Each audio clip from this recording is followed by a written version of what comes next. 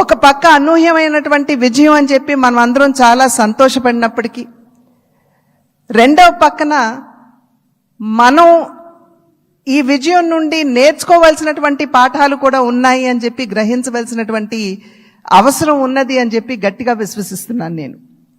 ఎందుకంటే ఎప్పుడైతే రాష్ట్ర అభివృద్ధిని మనం పట్టించుకోకుండా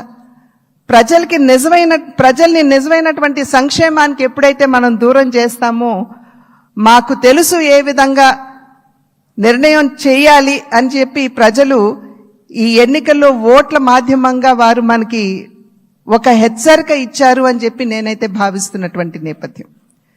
కనుక ఈ యొక్క అనూహ్యమైనటువంటి విజయాన్ని, ఈ పరిణామాన్ని మనం గెలిచాము, అధికారంలోకి వచ్చాము అనేటువంటి భావన కన్నా ప్రజాహిత పాలనని, సుపరిపాలనని ఏ విధంగా ప్రజలకు అందించాలి అనేటువంటి విషయం మీద ఖచ్చితంగా మనం అందరం కూడా దృష్టి కేంద్రీకరించవలసినటువంటి ఆవశ్యకత చాలా ఉంది.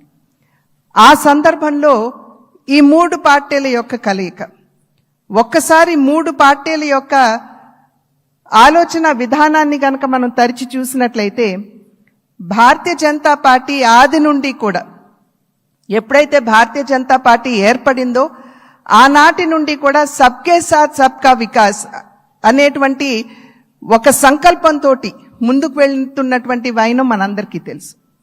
అదేవిధంగా నందమూరి తారక రామారావు గారు తెలుగుదేశం పార్టీని స్థాపిస్తున్నటువంటి సందర్భంలో సమాజమే దేవాలయం, పేదవాడే దేవుడు అనేటువంటి ఒక విశ్వాసంతో ప్రజల మధ్యకు వచ్చినటువంటి నేపథ్యం. అదేవిధంగా జనసేన ఆవిర్భావం చూసినా కూడా సమాజంలో ఎక్కడైనా సరే పేదవాడికి, సాధారణ పౌరుడికి గనక అన్యాయం జరిగినట్లయితే గళం విప్పి ప్రశ్నిస్తాము అంటూ ముందుకు వచ్చినటువంటి నేపథ్యం. కనుక ఈ మూడు పార్టీల యొక్క ఆవిర్భావం, వారి యొక్క ఆలోచన విధానం చూసినట్లయితే ఒకే దిశలో ఒకే రకంగా ఉన్నటువంటి విషయాన్ని మనం గమనించాలి.